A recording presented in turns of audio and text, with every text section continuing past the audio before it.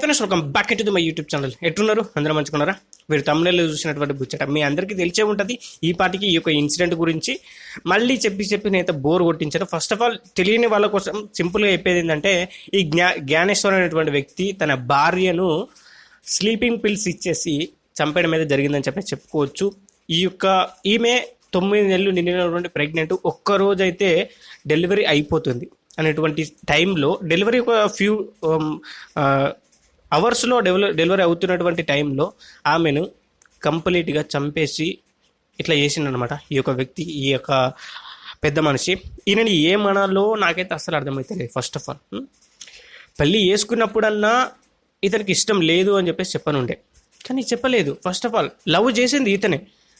ఈమె ఎప్పుడైతే మనకి ఇది హోటల్ మేనేజ్మెంట్ అనేటువంటి కోర్స్ చేస్తున్నప్పుడు ఇతను లవ్ చేస్తున్నాను, అది చేస్తున్నాను, ఇది చేస్తున్నాను అని చెప్పేసి ఇతను వెంటపడ్డాడు. అతను ఆమెను ఒప్పించాడు. ఇద్దరు మ్యారేజ్ చేసుకున్నారు. మ్యారేజ్ చేసుకున్న తరువాత 1.5 ఇయర్ దాకా, అంటే 1.5 ఇయర్ 2022లో జరిగింది కాబట్టి 1.5 ఇయర్ హ్యాపీగానే ఉన్నారు. ఆ టైంలోనైనా కానీ ఈమెను వద్దనుకుని ఉంటే బాగుండేది. కానీ ఏమైంది, ఇక్కడ అమ్మాయి ప్రెగ్నెంట్ అయింది. ప్రెగ్నెంట్ అయిన తర్వాత 9 మంత్స్ తర్వాత ఈ అమ్మాయిని చంపేయడం అయితే జరిగిందని చెప్పేసి చెప్పుకోవచ్చు. సో డ్రింక్లో కలిపేసి, స్లీపింగ్ పిల్స్ అనేవి కలిపేసి అమ్మాయికి చంపేయడం అయితే జరిగిందని చెప్పేసి చెప్పుకోవచ్చు.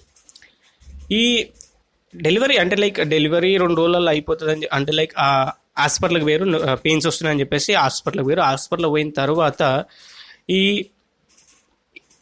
మేడం ఏమన్నారంటే మాత్రం ఇమీడియట్గా జాయిన్ కావాలి అని చెప్పేసి అన్నాక, ఈరోజు సండే మేడం, సండే వద్దండి, మేము మండే రోజు రేపు అయితే వచ్చేసి జాయిన్ అవుతామని చెప్పేసి చెప్పంగానే ఆ మేడం ఎవరైతే ఉన్నారో ఆమె ఒప్పుకుంది. ఒప్పుకోవడం ఆ అమ్మాయి ప్రాణాలు పోవడానికి కారణమైందని చెప్పేసి చెప్పుకోవచ్చు. ఆ మేడం ఆ రోజు ఒప్పుకోకపోయి ఉంటే అమ్మాయి బతికేదేమో తెలీదు. నెక్స్ట్ లెవెల్ అబ్బా, ఒప్పుకున్నది అయిపోయింది. తెల్లారులే చూసే వరకు రాత్రే గొంతు పిసికేసి చంపేయడం అయితే జరిగింది, అది ఇలా చేయడం అయితే జరిగిందని చెప్పేసి చెప్పుకోవచ్చు. ఇక మరి ఈ యొక్క ఇన్సిడెంట్ మీద నేను మాట్లాడుకున్నటువంటి టాపిక్స్ ఏమైనా ఉంటే మాత్రం సింపుల్గా వాళ్ళ అమ్మాయి నాకు ఇప్పుడు అనూష అనేటువంటి ఈ అమ్మాయికి సంబంధించినటువంటి పేరెంట్స్కి అయితే వీళ్ళ పెళ్లి విషయం తెలుసు, ప్రతి ఒక్కటి కూడా తెలుసు. కానీ వేదాంత్ అనేటువంటి ఈ యొక్క అబ్బాయికి సంబంధించినటువంటి ఇన్సిడెంట్ అంటే ఈయన వైజాగ్లో ఉన్నట్టు తెలియకుండా బెంగళూరులో ఉన్నట్టు చెప్పాడనమాట. బెంగళూరులో ఉంటున్నాను, అది చేస్తున్నాను, ఇది చేస్తున్నాను అని చెప్పేసి చెప్పాడనమాట.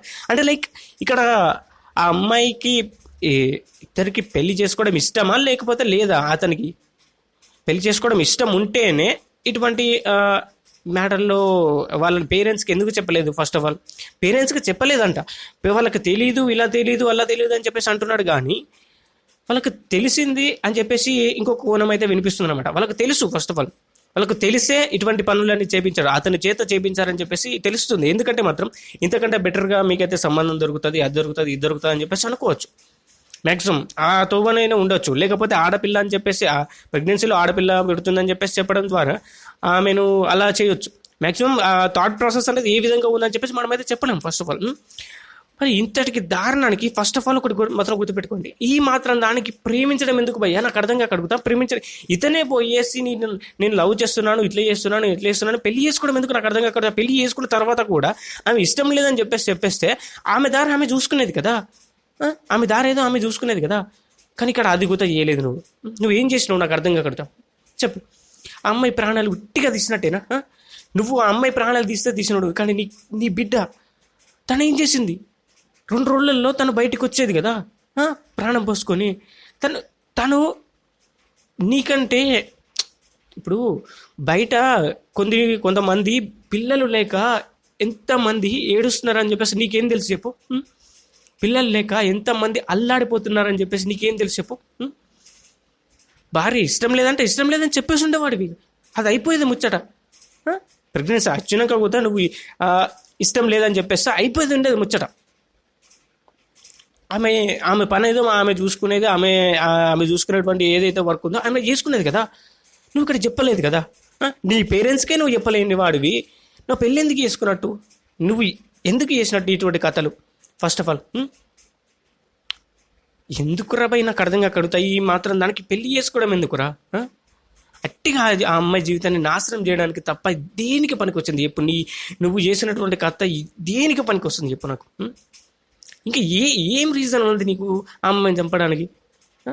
నీకు ఏ అధికారం ఉన్నది వాళ్ళిద్దరిని చంపడం కోసం అన్నది? నీకు ఏ అధికారం ఉండదని చెప్పేసి చంపినావు? ప్రెగ్నెన్సీ ఎప్పుడైతే అయిందో, ప్రెగ్నెన్సీ అయిన తర్వాత అబోషన్ చేయించుకోమని చెప్పేసి అడిగినామంట.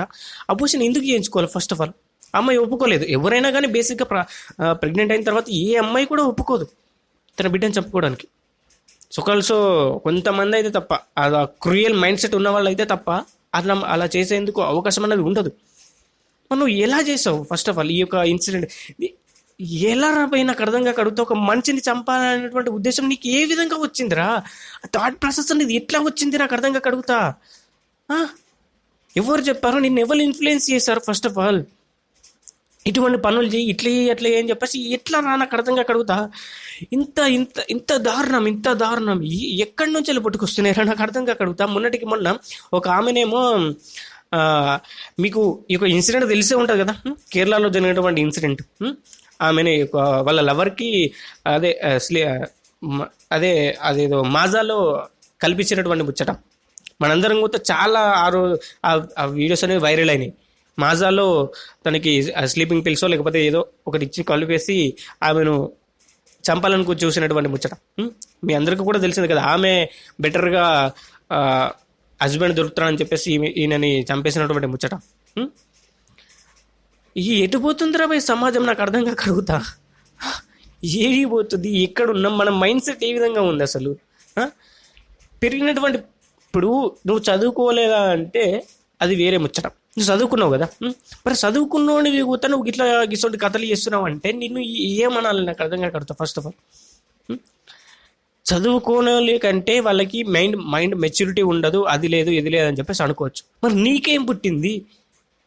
నువ్వు ఇంకో కోర్స్ ఏదో ఒకటి చేస్తూనే ఉంటావు కదా, నీకు జాబ్ వచ్చే ఉంటుంది కదా, నువ్వు జాబ్ చేసుకుంటూనే ఉంటావు కదా. మరి నీ బుద్ధి ఎటుపోయిందిరా నాకు అర్థంగా కడుగుతా. ఒక నిండు ప్రాణాన్ని తీసే అధికారం నీకు ఎవడిచ్చిండ్రా నాకు అర్థంగా కడుగుతా. తన ఎవరో అది ఇది అని చెప్పేసి అంటే ఎట్లా? ఎవరి మాటలు పట్టుకొని నువ్వు ఇంతటి పని చేసినావు నాకు అసలు అర్థమైతలే. నీకు ఏమైనా అనుమానం ఉన్నదా? అది ఉన్నదా అంటే అదే లేదు కదా, ఏం లేదు. తనంటే ఇష్టం లేదు అన్నటువంటి ముచ్చట తీసుకొస్తున్నావు ముందటివి. ఇష్టం లేదు అని అంటే ఏమన్నట్టు నాకు అది అస్సలు అర్థమైతలే ముచ్చట. ఇష్టం లేదంటే ఏందన్నట్టు నాకు అర్థం కాకడు. పెళ్ళి చేసుకున్న తర్వాత కొద్ది రోజులకు తను ఇష్టం లేదని చెప్పేసి నీకు ఎప్పుడైతే అనిపించిందో అప్పుడే చెప్పని ఉంటుంది కదా. దాంతో ఫిజికల్ రిలేషన్స్ నడిపించడం ఎందుకు? ఆ ప్రెగ్నెన్సీ బాధ అది ఎందుకు వచ్చింది మధ్యలో? ఫస్ట్ ఫ్యూ మంత్స్లోనే చెప్పేస్తే ఆ అమ్మాయి దారి ఆ అమ్మాయి చూసుకునేది కదా, ఆ అమ్మాయి ప్రాణాలు పోగొట్టుకోకుండా ఉండేది కదా. ఇప్పటికీ ఈ యొక్క ఇన్సిడెంట్ అనేది నాకు ఏం మాట్లాడాలో కూడా అర్థమైతే లేదు. ఫస్ట్ ఆఫ్ ఆల్ ఇటువంటి దారుణాలు అనేవి ఎందుకు జరుగుతున్నాయి? మన తెలంగాణలోనే ఇటువంటి దారుణాలు జరుగుతుంది. మన తెలుగు రాష్ట్రాల్లో, తెలంగాణ అంటున్నాయి, తెలుగు రాష్ట్రాల్లోనే ఎక్కలేని సంతంతా ఉంటుంది. ఇంద్రేమై నాకు అర్థం కాకూడదు. ఒకటి కాకుండా ఒకదాన్ని చూసి ఒకదాన్ని నేను నేర్చుకునేందుకు అవకాశం అనేది లేదా? ఇట్లా తయారవుతారు ఇంద్రభై నాకు అర్థం కాక అడుగుతా. మీకు ఎవ్వరు చెప్పేటోళ్ళు లేరా? లేకపోతే మీ మైండ్ సెట్టే అంతనా? మీరు ఎందుకు ఇట్లా చేస్తారో నాకైతే అసలు అర్థమవుతలే. ఏం పుట్టింది మీకు నాకు అర్థం కాక అడుగుతా. ఎందుకు ఇట్లా చేస్తున్నారు? చిన్నప్పటి నుంచి చదువుకునే ఉంటావు కదా, మరి చదువుకున్నటువంటి చదువు మీకు అది ఎక్కిందా ఎక్కలేదా? ఏంది కథ? నువ్వు ఎట్లా చేసినావు? ఒక నిండు ప్రాణాన్ని వీయాల్సినటువంటి అవసరం నీకు ఏమొచ్చింది? ఫస్ట్ ఆఫ్ ఆల్ నచ్చలేదు అనుకున్నప్పుడు ఆ అమ్మాయితో నచ్చలేదని చెప్పేసి చెప్తే ఆ అమ్మాయి ద్వారా అమ్మాయి చూసుకునేది కదా.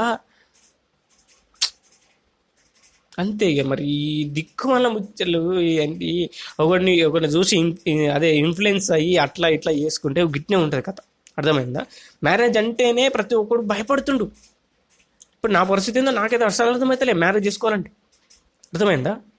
ప్రతి ఒక్కరికి కూడా ఇదే పరిస్థితి. అది లవ్ మ్యారేజ్ అయినా అరేంజ్ మ్యారేజ్ అయినా ఏదైనా కానీ ఒక మ్యారేజ్ చేసుకోవాలంటే మాత్రం పట్టాలు అనుకుతున్నాయి. అటువంటి సిచ్యువేషన్స్లో అయితే ఉన్నాం మనం. ఇప్పుడు మన సమాజంలో అటున్నది కథ. ఏం చేయాలో అసలు అర్థమైతలే. ఎట్లా రాబాయి నాకు అర్థంగా అడుగుతా. ఇటువంటి కథలు జరుగుతుంటే ఈ సమాజం ఎటుపోతుందో నాకైతే అసలు అర్థమైతలే. ఇక ఇన్సిడెంట్ అన్నది మీకు తెలిసే ఉంటుంది.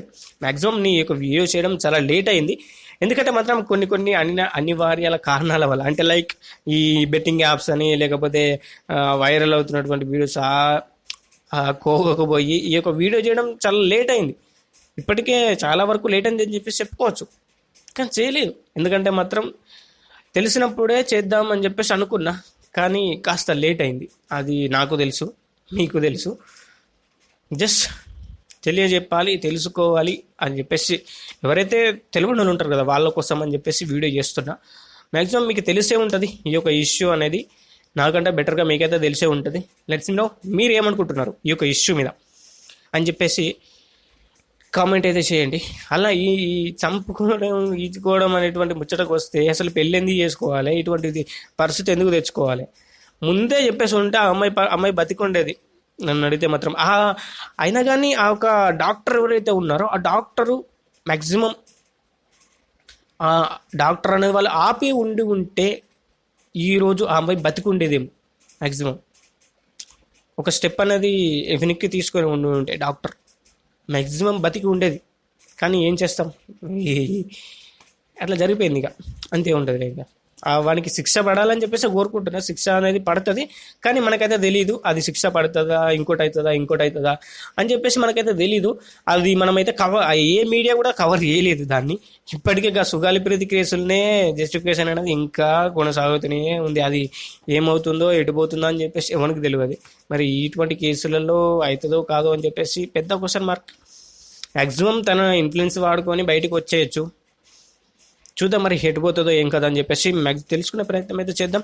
మరి వీడియోకి అయితే ఇంతే. వీడియో మీకు నచ్చితే ప్లీజ్ లైక్ చేసి ఛానల్కి సబ్స్క్రైబ్ చేసుకో, పక్కనే వచ్చిన బెల్ ఐకాన్ చేసి ఆల్ మీద ట్యాప్ చేసుకో. ఇటువంటి వీడియోస్ అనేవి మిస్ అవ్వకుండా చూడొచ్చు. లేట్ అయినా కానీ మంచి వీడియోస్ అనేవి మన ఛానల్స్లో వస్తూనే ఉంటాయి. భగవద్గీత వీడియోస్ అనేవి వస్తాయి. కాస్త లేట్ అవుతుంది, ఎందుకంటే మాత్రం ఈ బెట్టింగ్ వీడియోలో అది ఇది చేయాలంటే మాత్రం కాస్త కష్టం అవుతుంది.